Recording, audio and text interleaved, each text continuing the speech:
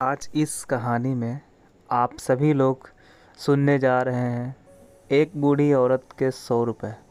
तो चलिए बिना देर किए कहानी को शुरू करते हैं। हम सभी ने गरीब भिखारियों को दान दिया है। दान करना भी बहुत अच्छी आदत है, लेकिन यकीन मानिए इस कहानी में किसी ज़रूरतमंद की मदद करने का जो तरीका बताया गया है वह आपके दिल को छू जाएगा। एक आदमी पैदल किसी रास्ते से जा रहा था। उसने देखा कि सामने एक बिजली के खंभे में कागज़ फंसा हुआ है और उसमें कुछ लिखा हुआ है। उसमें लिखा था कि कल इस रास्ते से गुजरते वक्त मेरे 100 रुपये कहीं गिर गए। मैं बहुत बूढ़ी हो चुकी हूँ और मुझे आंखों से साफ दिखाई नहीं देता। कृपया इस रास्ते पर कहीं भी अगर किसी को मेरे गिरे हुए 100 रुपये मिलते हैं तो कृपया करके उसे इस पते तक पहुंचा दें।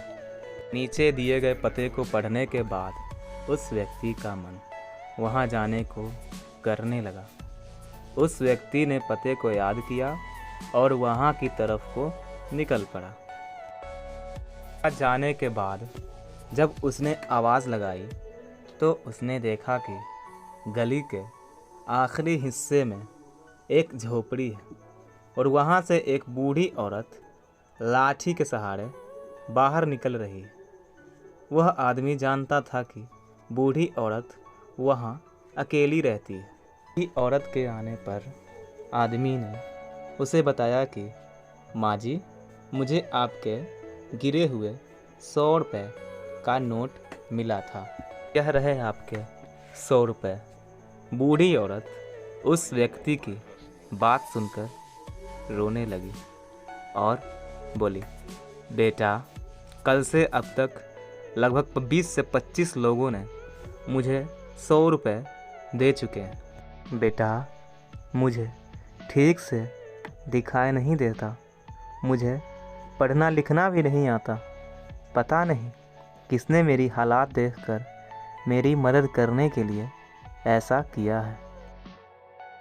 उस व्यक्ति के बहुत कहने पर उस बूढ़ी औरत ने उससे 100 रुपये लिए, लेकिन उस व्यक्ति से विनती करते हुए कहा, बेटे, जाते समय यह संदेश फाड़ कर फेंक देना।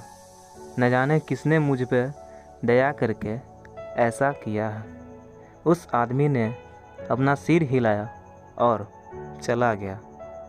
थोड़ी दूर जाने के बाद आदमी सोचने लगा कि आखिर उन 20 से 25 लोगों को जो बूढ़ी औरत के पास आए थे, उनसे भी उस बूढ़ी औरत ने संदेश फाड़ने के लिए कहा होगा, लेकिन किसी ने भी अभी तक इसे फाड़ा नहीं। तो फिर मैं इसे कैसे फाड़ सकता हूँ? उस व्यक्ति के मन में उस व्यक्ति के लिए बहुत ही आदर आ रहा था, जिसने इस तरह से बूढ़ी औरत की सेवा करने का जो रास्ता खोज लिया। उस व्यक्ति के लिए उसका मन कृतज्ञता से भर गया। फिर क्या था, उस व्यक्ति ने भी खंभे में लगे उस संदेश को वैसे ही रहने दिया।